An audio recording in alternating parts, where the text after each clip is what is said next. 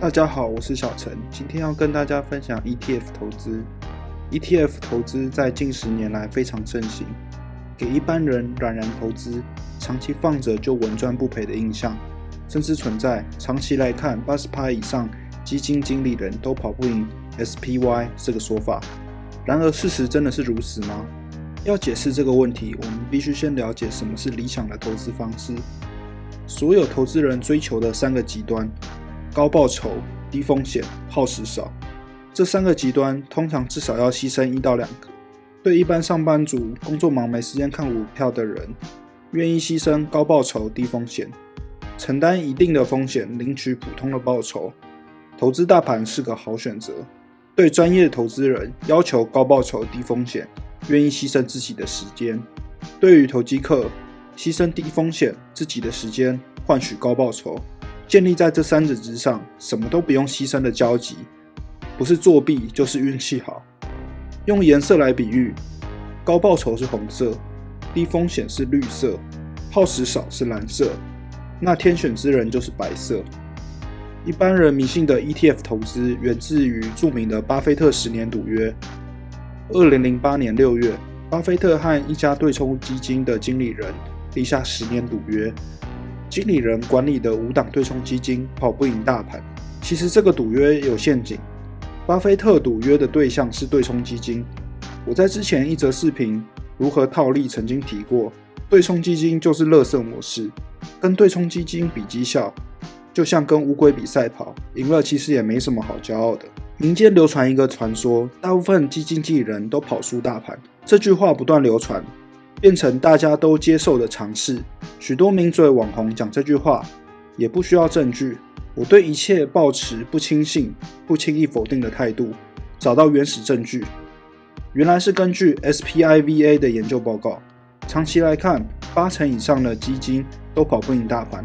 SPIVA 是发行 SPY 这档 ETF 的研究单位，报告难免有老王卖瓜的嫌疑。这种报告跟特斯拉的财报一样，懂得独立思考的人都知道结论很可疑，但是不可能有能量证明统计过程有偏差，所以只能暂时接受。长期来看，80% 以上基金经理人都跑不赢大盘这个说法，那些跑输标普的基金经理人其实都是废物。要跑赢大盘是一件很容易的事情，不需要每年都赢，只要这些经理人照抄大盘的作业，然后找出10%不要的标的，其实很大概率能击败大盘。如果更优秀的投资人针对大盘只找出10%甚至1%要的标的，得到了长期报酬可能是大盘的数倍。举例而言，在2014年12月，巴菲特开始重仓苹果的消息公开并广为流传后， A 投资人开始买苹果， B 投资人开始买 SPY。 截至2022年2月20日， A 投资人获利大约 420%， B 投资人获利大约 111%。 这还是没算配息的情况，如果考虑配息会差更多。获得大盘3倍以上报酬的秘诀，其实就像魔术师的把戏，说穿了就显得平平无奇了。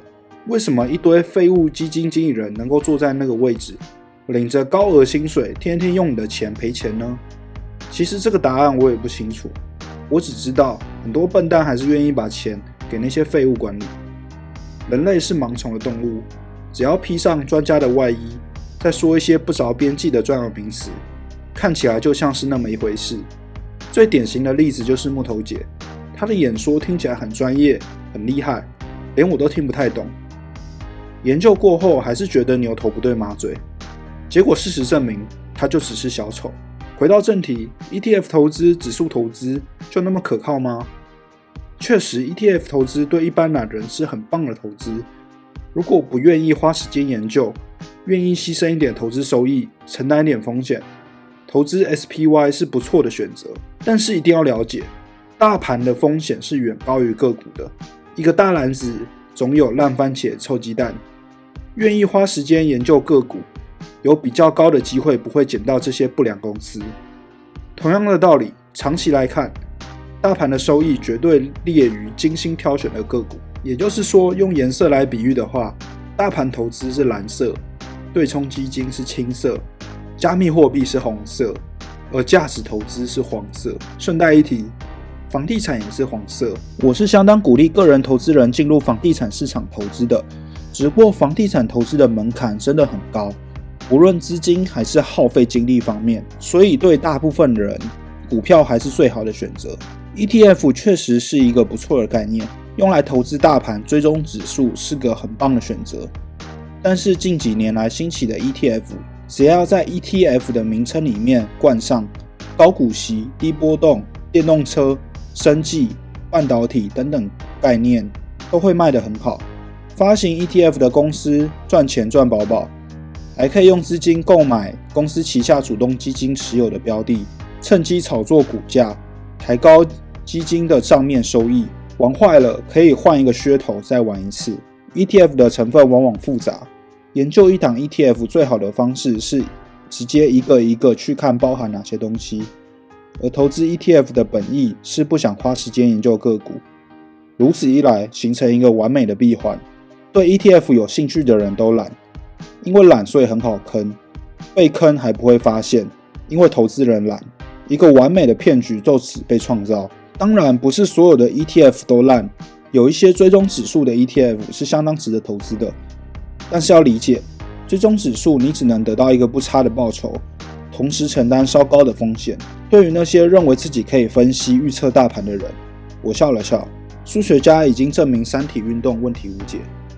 美国3亿人口，请问3亿体运动要怎么解？今天介绍了投资3原则，用3原则来比喻，我们不可能期待自己是白色的天选之人，大部分人也并非可以悠闲度日，选择蓝色甚至青色的投资人。